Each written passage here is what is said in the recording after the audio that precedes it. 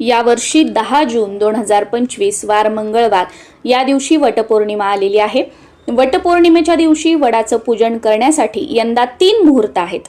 ते मुहूर्त सांगितलेला व्हिडिओ मी तुमच्यासोबत शेअर केलेला आहे ऑलरेडी, तो तुम्ही बघू शकता।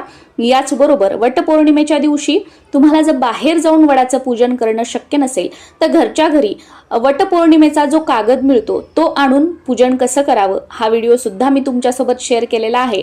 आणि जर बाहेर वडाच्या झाडाजवळ जाऊन तुम्हाला पूजा करायची असेल तर घरून जाताना सोबत काय साहित्य न्यावं, तिथे गेल्यानंतर कशी पूजा करावी, किती जणांची तिथे ओटी भरावी, मासिक पाळी आली तर, सुतक आलेलं असेल तर, किंवा तुम्ही गर्भवती असाल किंवा तुमच्या घरामध्ये कोणी महिला गर्भवती आहेत तर कितव्या महिन्यापर्यंत आपण वडाचं पूजन करू शकतो, कितव्या महिन्यानंतर वडाचं पूजन करू नये, आणि वडाच्या पूजेला गेल्यानंतर तिथे जेव्हा आपण पांढरा धागा गुंडाळत प्रदक्षिणा घालत असतो तर त्या गर्भवती महिलांनी त्या प्रदक्षिणा घालू नयेत आणि याचबरोबर कोणाची ओटी सुद्धा भरू नये, ही गोष्ट लक्षात घ्यावी।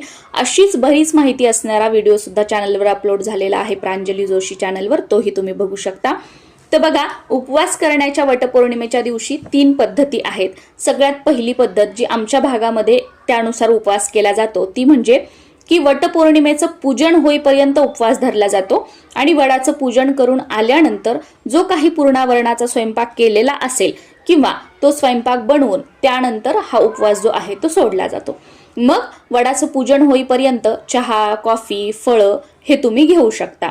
दुसरी उपवास करण्याची पद्धत जी बऱ्याच भागांमध्ये आहे ती म्हणजे दिवसभर उपवास केला जातो आणि रात्री सूर्य मावळल्यानंतर उपवास सोडला जातो। मग दिवसभर भगर, साबुदाणा किंवा इतर जे फराळाचे पदार्थ आहेत ते खाल्ले जातात।